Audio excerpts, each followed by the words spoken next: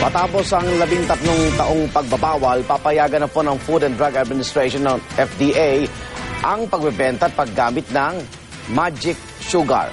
Binawi ang ban dahil lumabas sa pag-aaral ng World Health Organization na hindi mapanganib ang kontrobersyal na artificial sweetener. Saksi si Ivan Mayrina. Madalas sa takbuhan na uuwi ang panguhuli ng mga otoridad sa mga nagtitinda ng mga samalamig at ibang inumin na gumagamit ng magic sugar. Isang uri ng artificial na sangkap na nakapagpapatamis kahit kaunti lang ilagay na tila ba magic.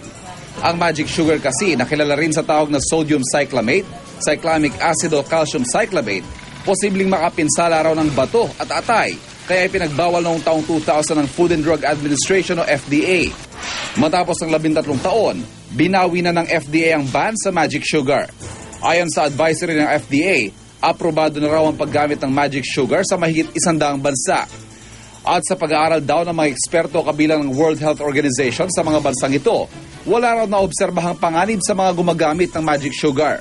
Gayunman, kailangan pa rin daw magpaalam sa FDA ang lahat na magbebenta ng magic sugar para matiyak ang tamang paglalagay ng label ng naturang artificial sweetener. Ang mga nakausap ko nagtitinda ng samalamig nagulat sa pagkambyo ng FDA. Pero sabi nila, sa ngayon daw ay wala silang nakikitang dahilan para ibahin pa ang nakasanayan ng asukal. With brown sugar lang ginagamit ng kuya. Magano kami ng tinutunaw lang namin. Maraming sinasabi, di ba, bawal yun? Hindi na nga po bawal.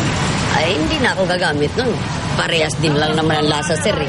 Tingnan natin kung mas maganda sa sinasabi nila. Pero parang masama daw na. Para naman sa mga suki ng mga samalamig na patok ngayong tag-init, kung sa lasa lang ay wala raw silang nababatid na pagkakaiba sa mga ginagamit na pampatamis sa kanilang paboritong inumin.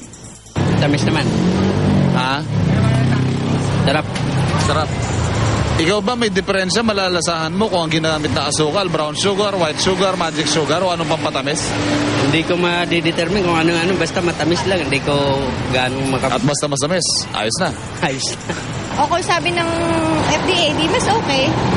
Pero kayo, sa diferensya sa lasa, matutukoy nyo ba kung... Hindi.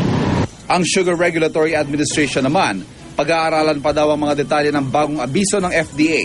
Gayunman, hindi raw nila ipinapayo ang paggamit ng anumang alternatibo dahil sinusuportahan nilang sarili nating industriya ng asukal. Ako si Ivan Mayrina, ang inyong saksi.